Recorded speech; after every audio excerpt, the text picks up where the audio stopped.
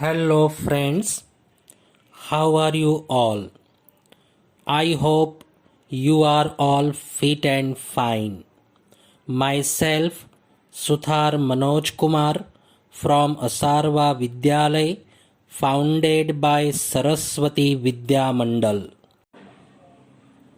Friends, today I am going to teach you an important grammar topic. Today we learn language functions through this video clip.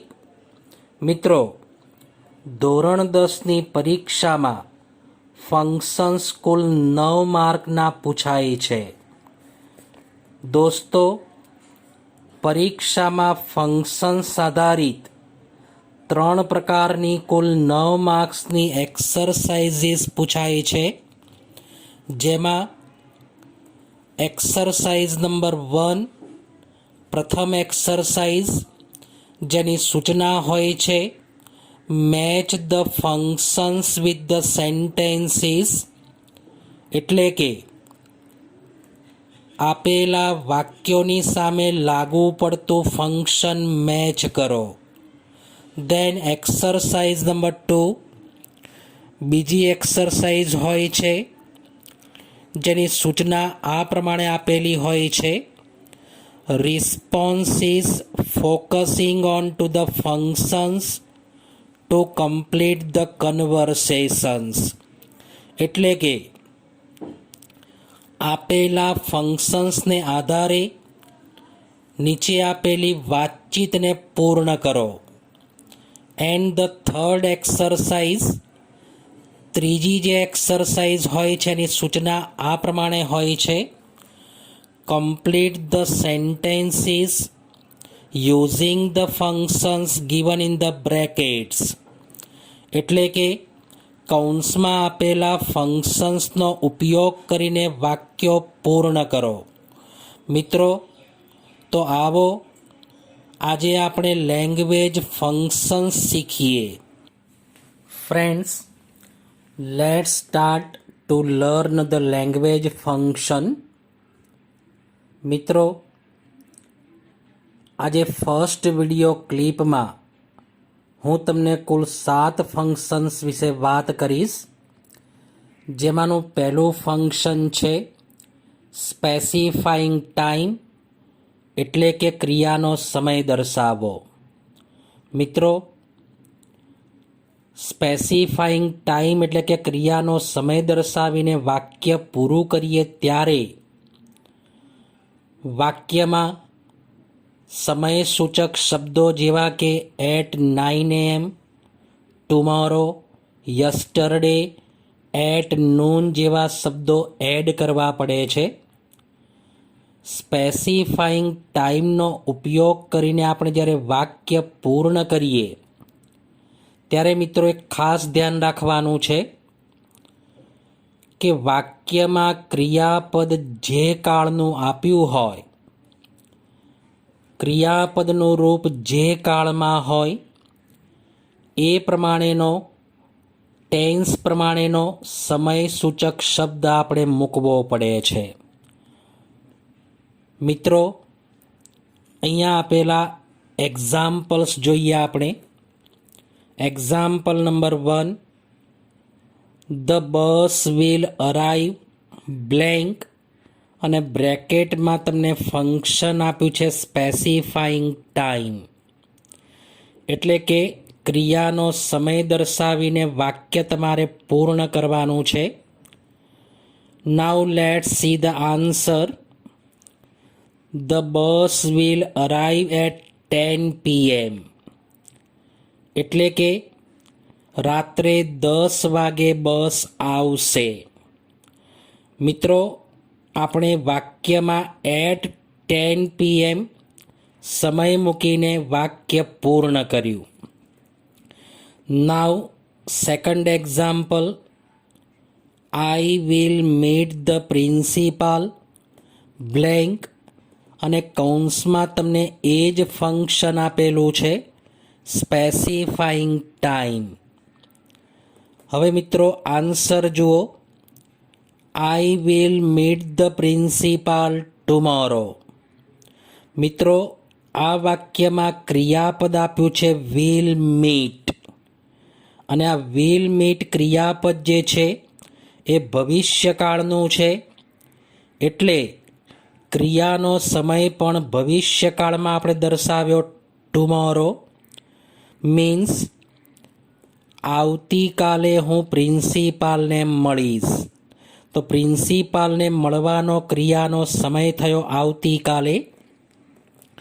Now third example, your results will be declared blank, કૌંસમાં function આપ્યું છે specifying time.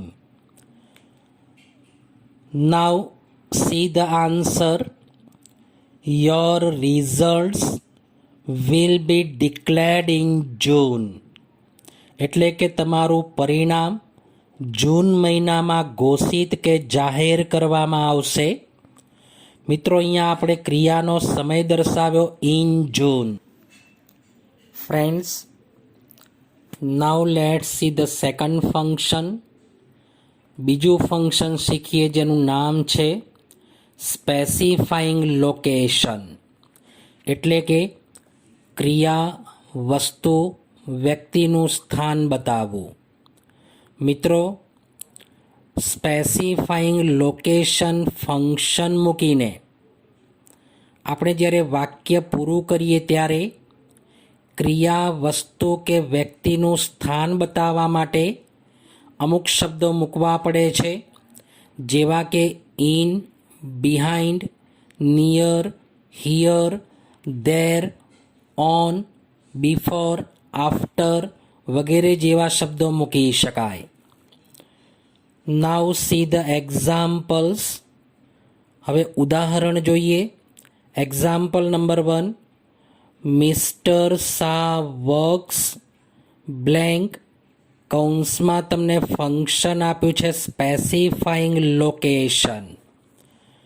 મિત્રો, અહીંયા વ્યક્તિ તરીકે આપે છે mister Shah. Mister Shah works એટલે કામ કરે છે, તો ક્યાં કામ કરે છે એ ચોક્કસ સ્થાન બતાવવાનું છે. તો આન્સર જુઓ, mister Shah works in Sharda school. આપણે સ્થળ બતાવ્યું શારદા સ્કૂલ, અને એની પહેલાં પ્રેપોઝિશન યુઝ કર્યું છે ઇન, એટલે કે મિસ્ટર શાહ શારદા સ્કૂલમાં કામ કરે છે. Now second example, Vishal has not come blank, બ્રેકેટમાં કૌંસમાં ફંક્શન આપ્યું છે સ્પેસિફાઈંગ લોકેશન. વિશાલ આવ્યો નથી, તો મિત્રો ક્યાં આવ્યો નથી એ સ્થાન બતાવવાનું છે. Now see the answer, Vishal has not come here, અર્થાત વિશાલ અહીંયા આવ્યો નથી. સ્થાન બતાવવા માટે શબ્દ મૂક્યો આપણે હિયર એટલે અહીંયા. હવે ત્રીજું એક્ઝામ્પલ જોઈએ.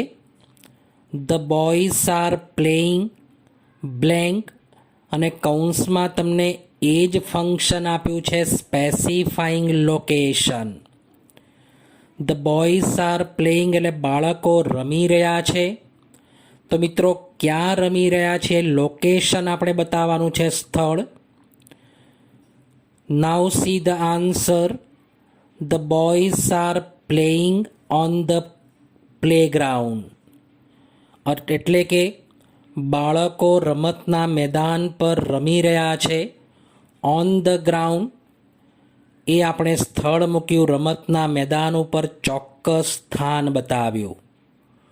તો આ છે મિત્રો સ્પેસિફાઈંગ લોકેશન, એટલે કે ક્રિયા, વસ્તુ, વ્યક્તિનું સ્થાન બતાવવું. નાઉ સી ધ થર્ડ ફંક્શન. ચાલો મિત્રો હવે ત્રીજા ફંક્શનની વાત કરીએ, જેનું નામ છે ડિસ્ક્રાઇબિંગ એક્શન, એટલે કે રોજિંદી ક્રિયા વર્ણવી. ત્રીજું ફંક્શન છે ડિસ્ક્રાઇબિંગ એક્શન, એટલે કે રોજિંદી ક્રિયા વર્ણવી. મિત્રો, એક બાબતનું ખાસ ધ્યાન રાખીશું અહીંયા કે રોજિંદી ક્રિયા વર્ણવીને આપણે વાક્ય પૂર્ણ કરીએ ત્યારે વાક્યનો ટેન્સ મોટા ભાગે પ્રેઝન્ટ ટેન્સ એટલે કે વર્તમાન કાળ જ હોય છે. મિત્રો, એક્શન ફંક્શન મૂકીને આપણે વાક્ય પૂર્ણ કરીએ, રોજિંદી ક્રિયા વર્ણવીએ ત્યારે પ્રેઝન્ટ ટેન્સનો ઉપયોગ થાય છે અને તેથી જ વર્તમાન કાળના સમયસૂચક શબ્દો જેવા કે always, sometimes, never, usually, often, ever વગેરે જેવા શબ્દો મૂકીને વાક્ય પૂર્ણ કરવાનું હોય છે. Now see the examples regarding this function.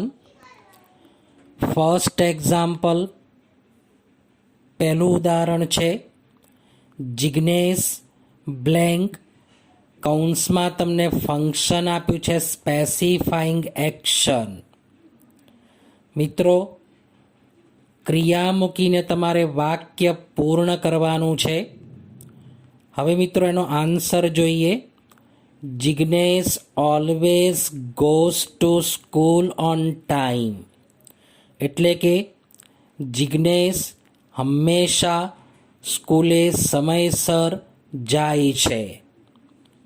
અહીંયા સમયસૂચક શબ્દ મૂક્યો છે ઓલવેઝ, અને સ્કૂલે સમયસર જવાની ક્રિયા દરરોજ બને છે, માટે ટેન્સ પણ છે સાદો વર્તમાન કાળ.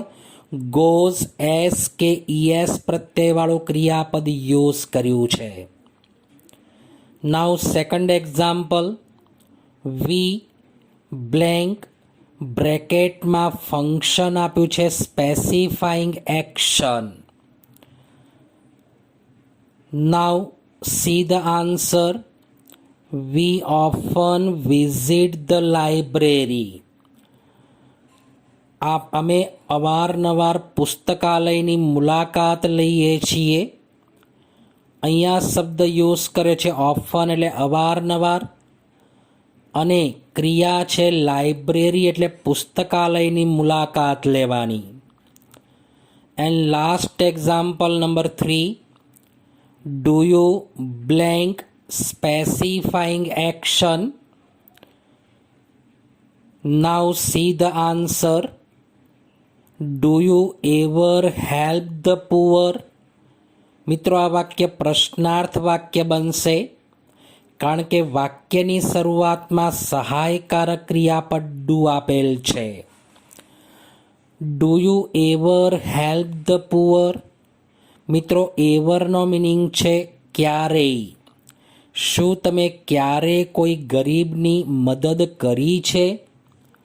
એટલે અહીંયા ક્રિયા છે ગરીબને મદદ કરવાની. ફરીથી રિપીટ કરું છું મિત્રો. ડિસ્ક્રાઇબિંગ એક્શન એટલે કે રોજિંદી ક્રિયા વર્ણવી, અને રોજિંદી ક્રિયા વર્ણવતું વાક્ય જે છે મોટાભાગે પ્રેઝન્ટ ટેન્સ એટલે કે વર્તમાન કાળમાં જ હોય છે. ચાલો મિત્રો, હવે આગળનું ફંક્શન જોઈએ. નેક્સ્ટ ફંક્શન છે ડિસ્ક્રાઇબિંગ પર્સન, એટલે કે વ્યક્તિનું વર્ણન કરવું, વ્યક્તિની વિશેષતા બતાવવી. ફંક્શનનું નામ છે ડિસ્ક્રાઇબિંગ પર્સન, વ્યક્તિનું વર્ણન કરવું અથવા વ્યક્તિની વિશેષતા બતાવી. મિત્રો, પર્સન ફંક્શન મૂકીને આપણે જ્યારે વાક્ય પૂર્ણ કરીએ ત્યારે વ્યક્તિનું વર્ણન કરવા માટે અથવા વ્યક્તિની વિશેષતા બતાવવા માટે વ્યક્તિવાચક સંયોજક જેવા કે હુ, હુમ કે હુઝ મુકાય છે. મિત્રો, અહીંયા 3 સંયોજક મુકાય છે. હુનો મિનિંગ છે કે જે કર્તા વિભક્તિ તરીકે વપરાય છે. બીજું છે હુમનો મિનિંગ છે કે જે કર્મ વિભક્તિ તરીકે મુકાઈ છે. અને ત્રીજો શબ્દ છે હુઝ. હુઝ એ માલિકી વિભક્તિ સૂચવે છે, જેનો અર્થ છે કે જેનું, કે જેનો, કે જેની. મિત્રો, નાવ see the examples. Number 1, Raj is blank, કૌંસમાં ફંક્શન છે ડિસ્ક્રાઇબિંગ પર્સન, એટલે કે વ્યક્તિનું વર્ણન કરવાનું છે. અહીંયા વ્યક્તિ તરીકે રાજ છે, તો રાજ કોણ છે, એની ઓળખ શું છે, એની વિશેષતા શું છે બતાવવાની છે. મિત્રો, હવે આન્સર જોઈએ. Raj is the boy who won the race, એટલે કે રાજ એ છોકરો છે કે જે રેસ એટલે કે દોડવાની સ્પર્ધા જીતી ગયો. અહીંયા સંયોજક મૂક્યું છે હુ. હુનો મિનિંગ છે કે જે, એટલે રાજ એ છોકરો છે કે જે રેસ જીતી ગયો. Now second example, Modiji is the person blank, કૌંસમાં તમને ફંક્શન આપ્યું છે ડિસ્ક્રાઇબિંગ પર્સન. અહીંયા વ્યક્તિ તરીકે છે મોદીજી, અને મોદીજીની વિશેષતા કે વર્ણન તમારે બતાવવાનું છે. Now see the answer. Modiji is the person whom we all respect. Modiji એ વ્યક્તિ છે કે જેમને આપણે બધા માન આપીએ છીએ. whom જેનો મિનિંગ થાય છે કે જેને.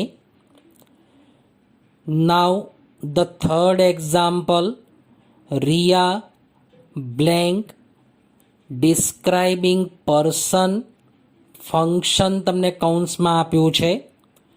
નાવ see the answer. Riya whose father is a doctor is my friend. તો રિયાની ઓળખ કે રિયાનું વર્ણન તમારે કરવાનું છે. રિયા કોણ છે? તો રિયા કે જેના પિતાજી ડૉક્ટર છે એ મારા મિત્ર છે. અહીંયા સંયોજક વાપર્યું છે હુઝ. હુઝનો મિનિંગ થાય છે કે જેનું, કે જેનો, કે જેની. સમજાઈ ગયું ને મિત્રો? આ ફંક્શનનું નામ છે ડિસ્ક્રાઇબિંગ પર્સન, એટલે કે વ્યક્તિનું વર્ણન કરવું. અને વ્યક્તિનું વર્ણન કરીએ ત્યારે વાક્યમાં વ્યક્તિની ઓળખ કે એની વિશેષતા બતાવવા માટે 3 સંયોજકમાંથી કોઈ એક મુકાય છે, હુ, હુમ કે હુ. મિત્રો, આવો હવે આગળનું ફંક્શન જોઈએ. Expressing request. રિક્વેસ્ટ એટલે વિનંતી દર્શાવી. ફરીથી રિપીટ કરું છું, રિક્વેસ્ટનો અર્થ થાય છે વિનંતી. મિત્રો, રિક્વેસ્ટ ફંક્શનનો ઉપયોગ કરીને વાક્ય પૂર્ણ કરીએ ત્યારે વાક્યમાં પ્લીઝ અથવા કાઇન્ડલી એટલે કે મહેરબાની કરીને, અથવા can you, food you, will you કે મે જેવા સહાયકારક ક્રિયાપદનો ઉપયોગ કરીને વાક્ય પૂર્ણ કરવામાં આવે છે. ફરીથી રિપીટ કરું છું. રિક્વેસ્ટ એટલે કે વિનંતી ફંક્શનનો ઉપયોગ કરીને વાક્ય આપણે કમ્પ્લીટ કરીએ ત્યારે વાક્યમાં પ્લીઝ અથવા કાઇન્ડલી એટલે કે મહેરબાની, અથવા તો can you, food you, will you કે મે જેવા સહાયકારક ક્રિયાપદનો ઉપયોગ થાય છે. Now see the examples regarding this function request.